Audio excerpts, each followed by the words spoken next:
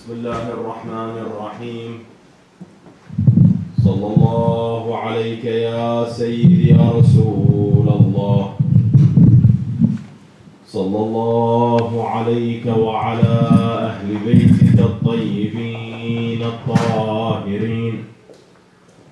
صلى الله عليك يا مولاي وابن مولاي يا أبا عبد الله.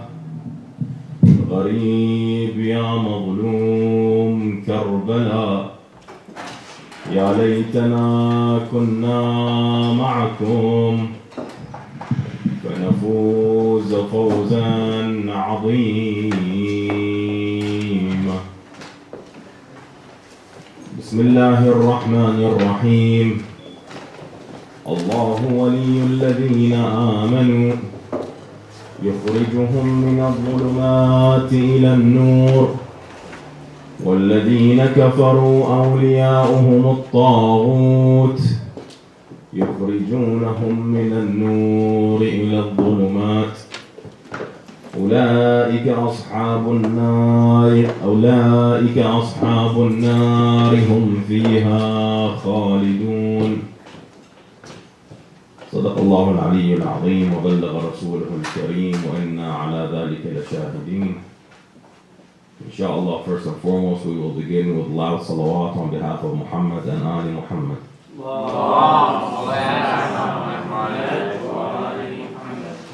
The second one, for the love of Hassan and Hussein, بأبيهم وأمي صلوا على محمد وآل محمد. And to hasten the reappearance of our Imam al-Asr wa Zaman, صلوا على محمد وآل محمد.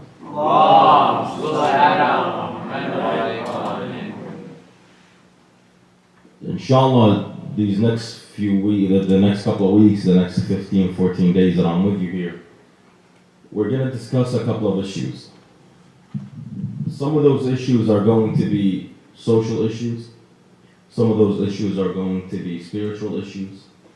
Mainly, we are going to try to address the individual's identity, the Muslim's identity, and how do we bring our Muslim identity into the West, and how do we not let the West affect us negatively. We don't have a problem with the West affecting us positively. We have to be very clear about that. We want to take all that we can, all the good from the West that we can take, we want to take. But we don't want to take what is not good. We don't want to take anything that has a negative effect on us. How many individuals here were born in the States? MashaAllah. Most of you guys, if not all of you, were born in the States. Now, when you say home, when you refer to your home, do you think in your mind, do you think that being the States, or is that being Iraq, for example? I assume everyone here is of Iraqi origins, correct? No? There's some that are not Iraqi origins, some that are. When we say, I'm home, or where is my home? What is the thought that comes to your mind? America, Canada, Iraq, Lebanon, Syria? Is it where you're born, or is it where your parents are born? These are issues that we need to address. Because if you're the first generation American, or Iraqi American, American Iraq, I don't know which one you want to put first. Some put Iraq, some put America, that's up to you. But if you're the first generation, the responsibility falls on your shoulder to ensure that the next generation that comes after you follows in your footsteps, is a Muslim. Not only a Muslim, is a Shia Muslim. Not only a Shia Muslim, is a practicing Shia Muslim. Adding to that is a good individual. Because sometimes we have practicing individuals who are not good individuals as well, correct? So we'll go back to this ayah. That's just kind of an overview of what we'll be referring to, what we'll be speaking about. So the ayah says, Allahu waliyul ladina amanu. God is the supporter, is the sponsor, is the ally, is the protector of those who are believers, or of the believers, those who believe. يُخْرِجُهُم مِّنَ الظُّلُمَاتِ إِلَى النُّورِ. Allah uplifts them, removes them from darkness into light. Then the ayah says, وَالَّذِينَ كَفَرُوا, and those who do not believe, the disbelievers, their supporter, their ally, who? Mischief, evil, wrong, Iblis, Shaitan. Now what is the other hand? Allah uplifts His supporters, the believers in Him, from darkness into the light. The opposite of that is what? يخرجهم من النور إلى الظلمات والذين كفروا أولياؤهم الطاغوت. Those who disbelieve, their allies is طاغوت, is shaitan, is mischief. He will remove them from light into darkness. Now, when we think of, first of all, is what is darkness? Is it darkness of skin? Is it spiritual darkness? What do you guys think? Is it physical or spiritual darkness? Spiritual. Why spiritual darkness? Why not physical darkness? Based on the beliefs. But why not physical darkness? We see that the Bible says that the sons of Cain were turned black as a sign of mischief. Do we have the same idea in Islam? Do we judge in Islam? Do we judge an individual based on the color of their skin? No? Are we sure? How did the Prophet judge Bilal al-Habashi? How did he treat Bilal al-Habashi? You guys know who Bilal al-Habashi is, correct? Bilal al-Habashi was a slave. He was a slave that was owned by Abu Jahl. By Utbah, not Abu Jahl. He was a slave from Ethiopia, of modern day Ethiopia. It used to be called Habasha. Eritrea and Ethiopia and Africa used to be called Habasha. It's across the sea from Arabia. Bilal al-Habashi was a slave that was owned by one of the masters of Quraysh, one of the aristocrats. Bilal al-Habashi, when he heard of the message of the Prophet Muhammad sallallahu alayhi wa ala alihi, sallu ala Muhammad wa ala alihi. When he heard of the message, and that the message calls for peace and for unity, and that the message does not discriminate between color, he refused to obey his master. His master gave him a command. He told him, whip Ammar ibn Yasir radwanullah alayh. They got a hold of Ammar ibn Yasir, and he told him, I want you to whip him. I want you to strike him with a whip. He refused. So they began disciplining him. In any case, when they were disciplining him, they were telling him, disown Muhammad and his God, and believe in the gods of your masters. His word was Ahad, Ahad, Allahu Ahad. He showed disobedience. By the way, when the Prophet heard, he sent twice the worth of Bilal. So Utbah had bought him, I believe it was, he had bought him, I believe, for 50 dirham. He sent him 100. And he said, give me Bilal. So he bought Bilal, pretty much. When Bilal came, the Prophet first of all set him free. And Bilal had a beautiful voice. He became Mu'adhin al-Rasul.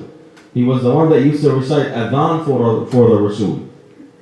However, the Arabs at that time, they couldn't let go of their hatreds, of their racism that easily. A man came to the Prophet and he says to him, Ya Rasulullah, why do you let this African slave say the Adhan? What is the purpose of that? Don't let this African slave say the Adhan. Not only that, he doesn't have an Arabic tongue. He wouldn't say Ashhadu an la ilaha illallah. He used to say Ashhadu an la ilaha illallah. He had a heavy tongue. He would make mistakes between sheen and seen in Arabic. So the Prophet told him, don't let this bother you. Don't you worry. Sheenu Bilal and Seen عند Allah. وَسِينُهُ Sheen. Allah understands what Bilal wants. Then the Prophet says, لا فرق بين عربي وأعجمي إلا بالتقوى. There is no difference between an Arab and a non-Arab other than taqwa, piety, righteousness. Then the Prophet says, عسى أن يدخل الجنة عبدا حبشي ويدخل النار سيدا قرشي. It is very possible, or asa here, that asa means it might happen, it might be so, that heaven, that a black slave from Ethiopia enters heaven, and an aristocrat, a master of Quraysh from the Arabs, enters hell. So the whole concept of black, of dark, of what have you in Islam does not exist.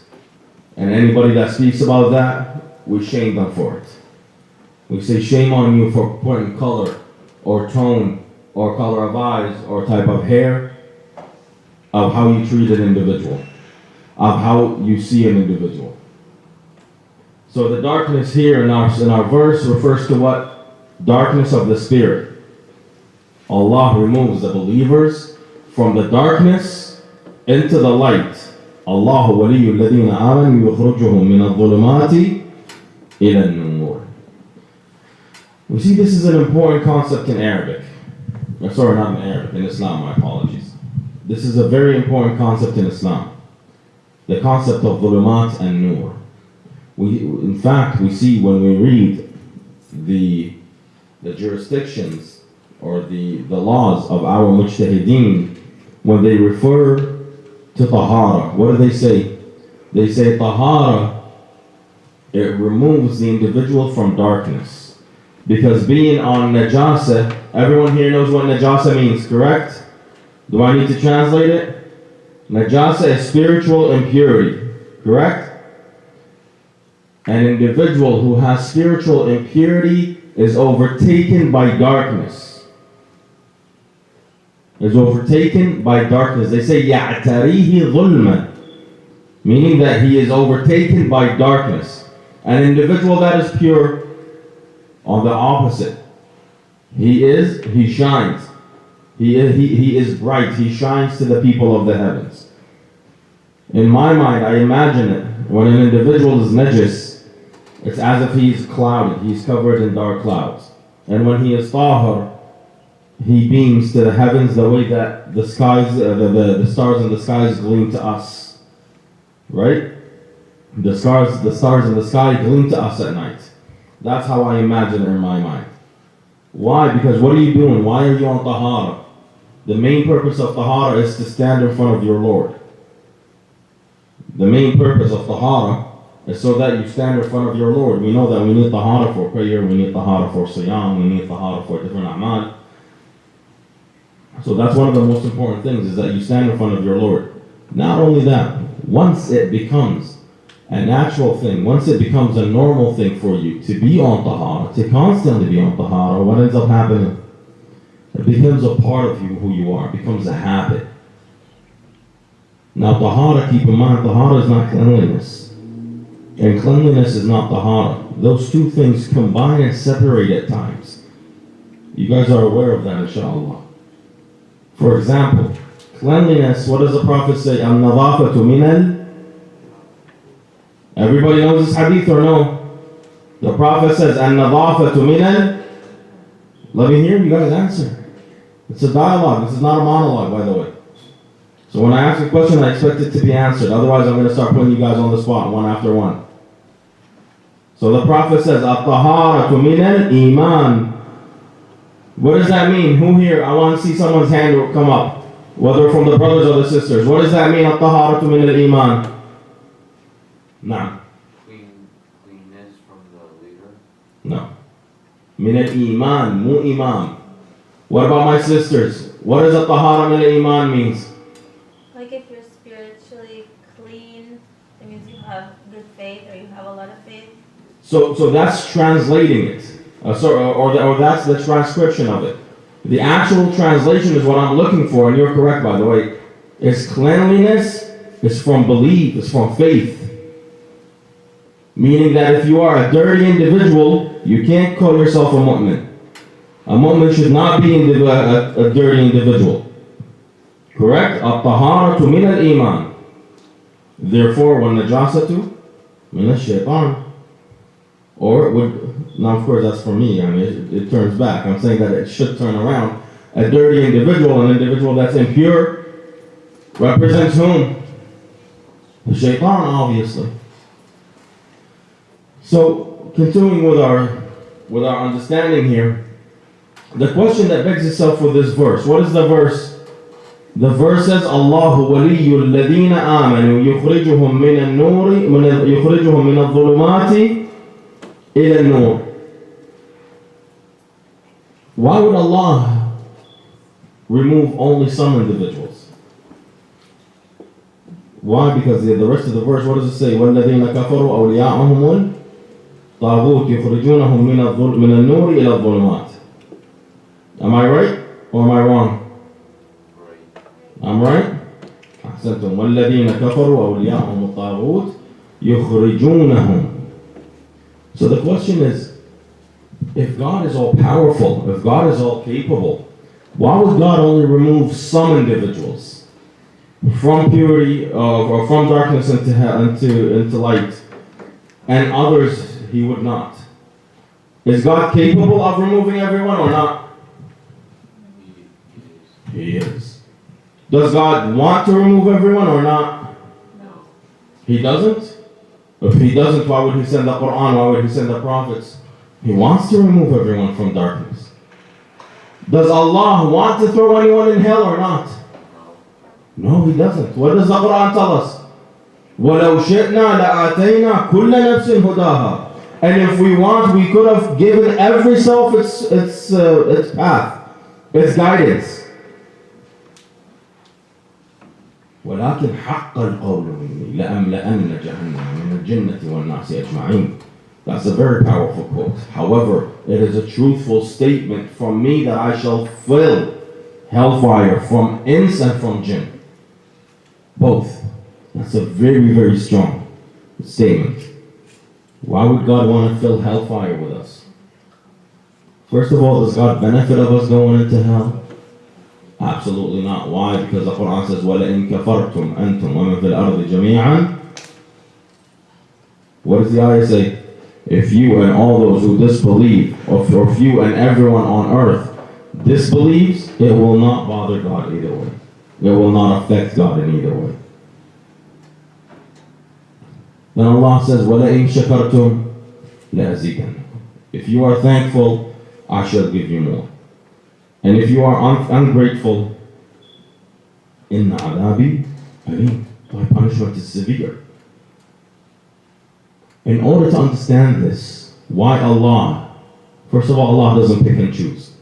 It's our choice whether we are saved or we are not saved. Let's be frank, and let's be clear about this. A lot of people try to make it seem like, oh yeah, God picks and chooses. God is the one that decides who goes to heaven and who goes to hell. God is the one, absolutely, He has absolute knowledge of that, and if He wants to change it, He can. But it's our choice. Allah did not bring me to this earth, did not give me life in order for me to go to hell. Allah is the most merciful. So why would Allah then not save me? It says the choice is my choice. I'm the one that makes that decision. Where do we get this? We get this in the second chapter of the Quran. What is the second chapter of the Quran called? Al-Baqarah, the cow, the heifer. What does it read? Bismillah ar-Rahman ar-Rahim, Alif Lam Mim.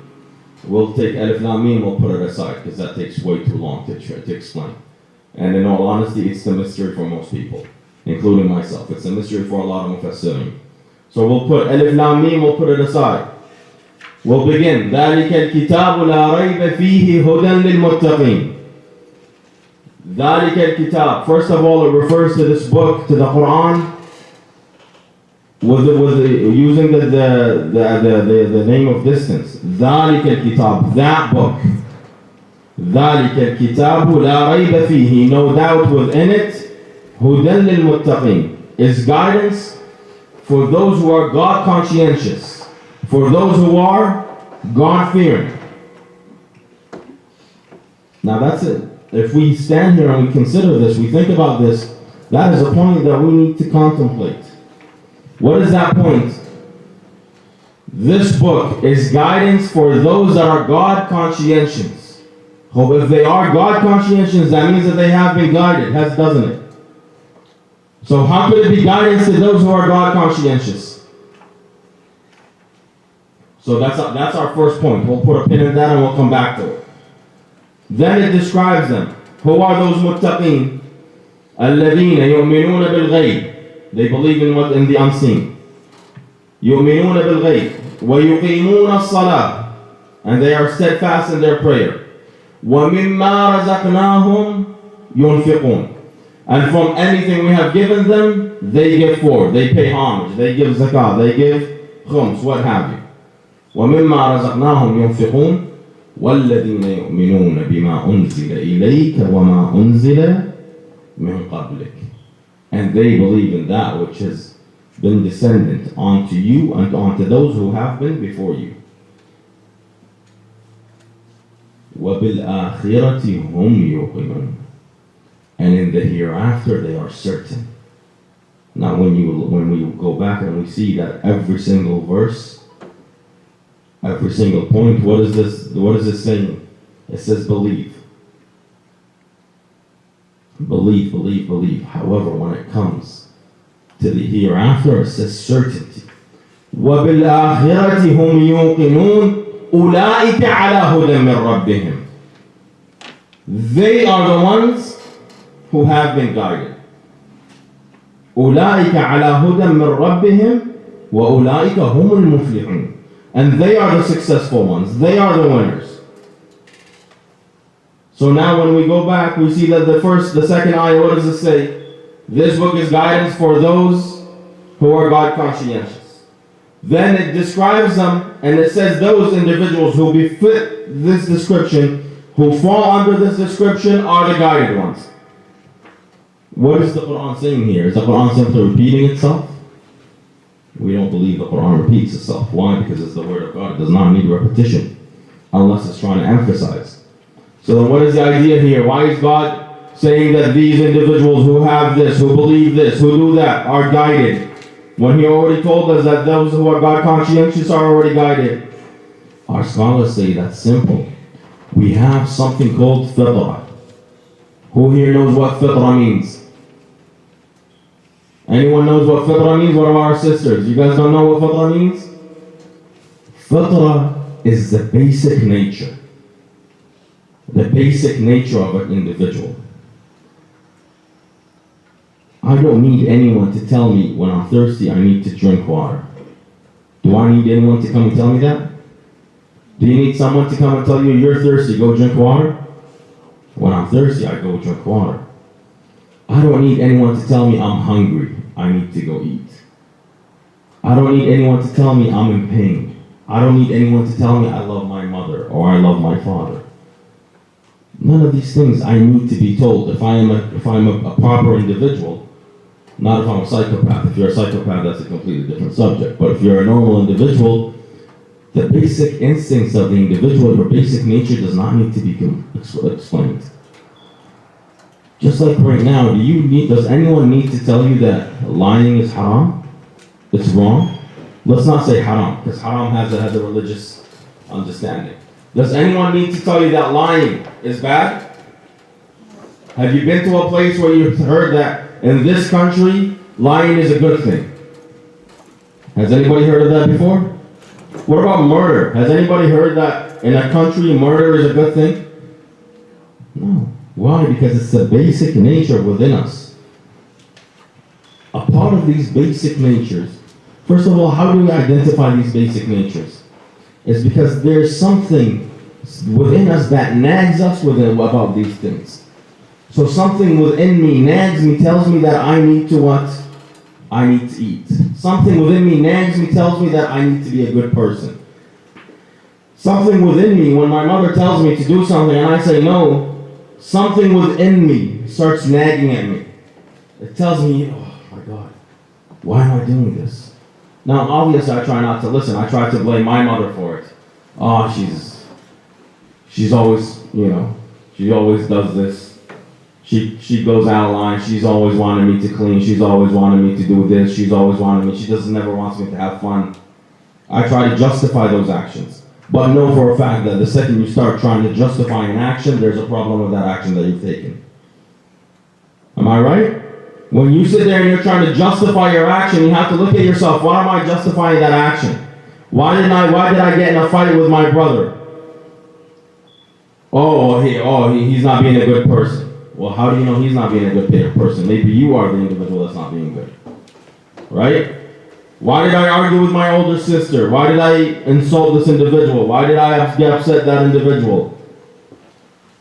When we start justifying it, we need to start looking at ourselves. What are we justifying?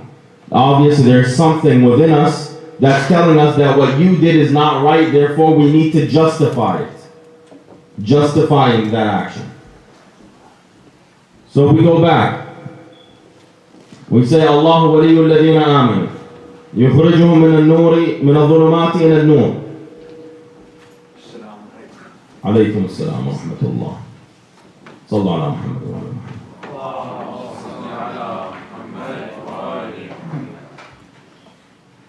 So going back, God is the ally, is the sponsor, is the supporter of those who are believers. He will remove them from darkness into light.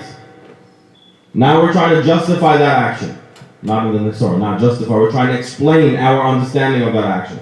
Why would God only uptake certain individuals? Why would God only remove certain individuals? Is it certain individuals that Allah wants to remove, or is it that these individuals? We got within our subject to what? To the intention. We said the basic intentions. And fitrah, the basic intention of an individual. If that al-fitrah is sponsored and cuddled and improved, then what ends up happening is that it ends up becoming good, being good. We see that sometimes the atheists, not sometimes, most of the time, people are people. Atheists are good people. Christians are good people. Muslims are good people. Jews are good people. Buddhists, Hindus, Sikhs, whatever religion you have. There's good people within them. And then there's bad people within them. There's bad Muslims, bad Arabs, bad Christians, bad Jews, bad atheists, bad whoever. What is the difference? The difference is certain individuals have nurtured their basic instincts, their natural instincts, their basic intentions, their good intentions. They have nurtured it and they have made it good. While other individuals have not. While other individuals have closed off that door. In fact, in our day-to-day, I'm pretty sure most of my brothers and my sisters encounter this, whether in high school, whether it's in university, or what have you. Certain individuals, you see them, you can't stand them. You can't stand their actions. They seem like they don't have a heart, right? Don't we say that a lot? Oh, this individual seems like he doesn't even have a heart. This individual doesn't even care. He upsets anybody, he flips anybody off, he makes everybody feel bad. You know, he does certain actions come from him and it doesn't even affect him. What is that individual doing?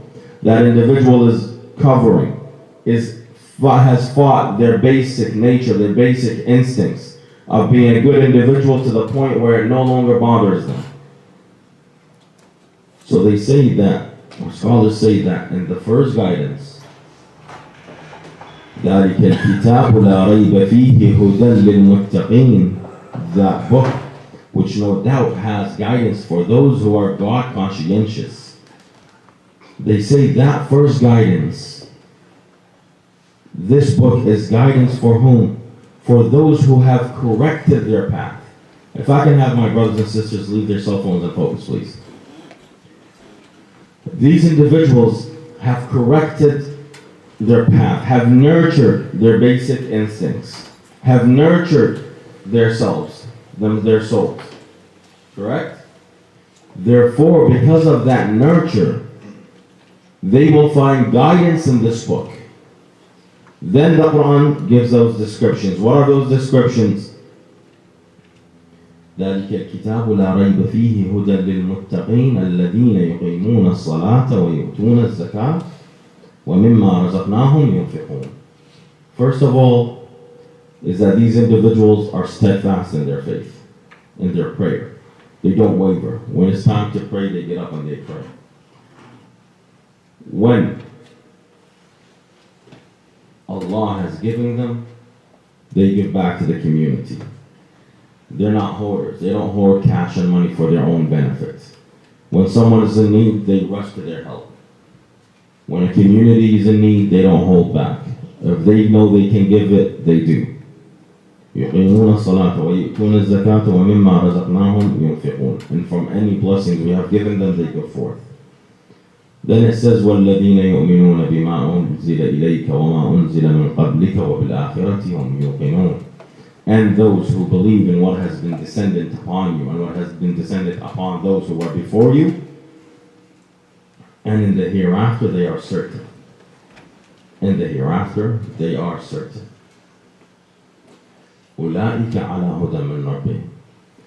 Those individuals who have completed these attributes, who have completed these characteristics, who are a part of them, who has become a part of them, they are the ones that God will guide further.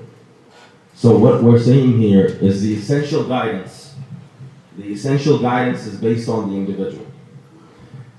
I want to be guided, I try to be a good person. I become a good person.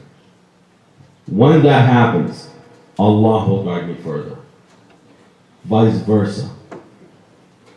If I want to be removed from the nur ila dhulumat, and I want to be a part of Taghut, a part of evil, a part of the devil, what do? I suppress that basic nature, that instinct. I suppress it to the point where Allah leaves me be. Allah leaves me be. Where do we see examples of these? We see examples of these in Karbala. It's not Muharram, but subhanAllah, Imam Hussein lives with us every day and every moment. In Karbala, we see the two opposites. We see the two opposites. On the one hand, you had an Imam al-Hussein alayhi salatu wassalam. Al-Imam al-Hussein alayhi salatu wassalam exemplified the best of the best. Imam Hussein exemplified the best action of min al-nur, min al-dhulumat ila al-nur. That's why they say when Imam al-Hussein alayhi salatu wassalam fell on the ground, he laid on the ground for 3 hours. Nobody could come close to him. They were afraid of him. Then they said, go up to him. They convinced the guy to go up to him. Shimon ibn al-Joshan came and he says, go kill him, finish it. That man came. He was the servant of Shimon. He came and he stood at the head of Imam Hussein. They say that he shook and cried and then he went back. When he went back, Shimon grabbed him. He says, what is wrong with you? Why did you not complete the task? Why did you not behead him? He says, I saw a light coming from his face. Nur. رأيت نورا يخرج من وجهه. شغلني عن قتله أو عن التفكر أو عن التفكير في قتله. This light distracted me from thinking about killing him. Now we see Arbab al-Maqatil, what do they say? They say when Imam Hussein used to come out, they say, we have not seen anyone that has befallen such a tragedy that looked better than he did. That light used to emit from his face. Nur used to emit from his face. On the other hand, you have the other group. You have Umar ibn Sa'd. Umar ibn Sa'd, the one who after he sees Imam al-Hussein on the ground, what does he say? He says to the horses, trample him. Trample him. And does it affect him? No. In some narrations they say that he cried. But after what action? One individual, what does Umar ibn Sa'd say? Umar ibn Sa'd say, أَأَتْرُكُ مُلْكُ الرَّيِّ وَالرَّيُّ مُنْيَتِي أَمْ أَعُودُ مَأْثُومًا بِقَتْلِ حُسَيْنِ. Do I leave the governance of Ray? Ray is where Riyadh is today, Tehran is today, in Iran. Do I leave Ray? And Ray is what I've been dreaming of. Or do I come back with the sinful deed of killing Hussein? Then he says, they say that there is heaven and hell, that Allah has created heaven and hell. If they are true, I would ask forgiveness within 2 years. If they are not true, then I have one in this world and the here, and then I have one in this world. Now we see what happened to Umar ibn Sa'd after killing Imam Hussein and bringing the head of Imam Hussein to Ubaydullah ibn Ziyad. They say he stood in front of Ubaydullah ibn Ziyad and he says, "Imla rikabi fiddatan aw dhahaba, faqad qataltu sayyid al-muhajjaba, qataltu khayra an-nasi umman wa aba." He says, "Fill what's around me up to my knees in gold and silver. I have killed the best of mankind. I have killed the individual with the best mother and the best father." So Ubaydullah looks at him and says, if you knew he's of the best kind, why did you kill him? Get out of here. You have nothing left from us. They say that when he walked out, he started doing this and saying to his son, we lost the world and the hereafter. الدنيا والآخرة أضعنا الدنيا والآخرة. On what basis? On what he has done. On the fact that he suppressed his nature and his instincts and his righteousness and everything that is righteous within him in order for this world, for this material world. And what did he gain from it? He gained nothing. He gained that every single day, what do we say? Allahumma al'an man zalama Husayna. Am I right? Every single day. Every time we remember Imam Hussein, we remember his enemies and we curse them. If you want to know what it is to be on the right path, if you want to know if the Quran is true to its word, go to Karbala. Go to Najaf. Go to Karbala and stand at Karbala and see the remnants of Hussein. Go to Arba'in and see every individual in Arba'in screaming, Wa Husaynah, all at once. Imam Hussein was not a leader that died yesterday. Imam Hussein was not our father or brother or cousin. Imam Hussein was an individual that purified himself. So Allah gave them purification. Allah added to their purification to the point where 1400 years later, we still call out Wa Husaynah. We still call out Labbayk Da'i Allah Labbayk. That is the difference between the individual who drives themselves and the individual who doesn't. In conclusion, the gist of what I'm saying is that guidance is our choice. We are the ones that choose to be guided or unguided. We are the ones that choose to be uplifted or not. It's not a choice that Allah has made for me. It's not a choice that my father has made for me. It's not a choice that my mother has made for me. It is a choice that I make. Now it might be the hard choice, but those are the ones that are worthy of savoring. Keep that in mind. The hardest choices are the choices that are worthy.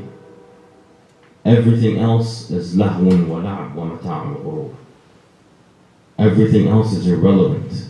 It's a competition between us that we want. I want to look like I have a better life than Ashraf, for example. I want to walk around saying, oh, you know what, Ashraf has whatever kind of watch, I have to have a Rolex.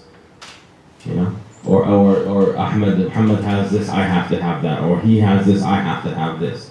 At the end, we within ourselves know who is better. The Quran says, إِنَّ الْإِنسَانَ عَلَى نَفْسِهِ بَصِيرًا وَلَوْ أَلْقَى مَعَاذِيرًا. Indeed, the individual is aware of themselves. They are their own witness, even if they give excuses. Even if they give excuses.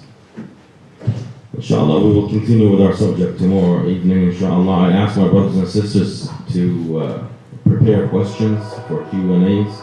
We will have Q&As, inshallah, after the lectures or before. That hasn't been decided yet, but please try to be here by 7.